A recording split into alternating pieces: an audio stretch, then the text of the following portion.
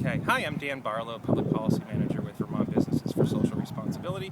It is Friday, April 13th. I'm standing outside the Statehouse in Montpelier. It's shortly after lunchtime. I wanted to give you a wrap-up of what's happened this week under the Golden Dome. The big issue this week is still the CVPS, Green Mountain Power merger, and what to do with the windfall payback. I'd only be half exaggerating if I said it's the only issue that was talked about at the Statehouse this week. There was a joint hearing on Tuesday between House Commerce and House Natural Resources when they heard from a whole bunch of supporters of the merger and the windfall payback about why the legislature should not get involved in proceeding before the Public Service Board. So those discussions are continuing. I know House Commerce next week will take a week's worth of testimony and evidence on this issue.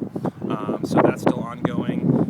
We also have some clean energy legislation that's hopefully going to hit the Senate floor within a matter of days.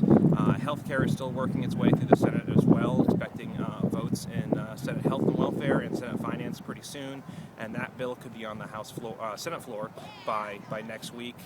We also had a big public hearing last night on genetically modified food. About 350 people showed up at the State House to speak to the House Ag Committee, and I listened to a lot of the testimony, and it seemed like a majority, if not all of it, was in favor of the bill. Buses of people came up to Montpelier for this event.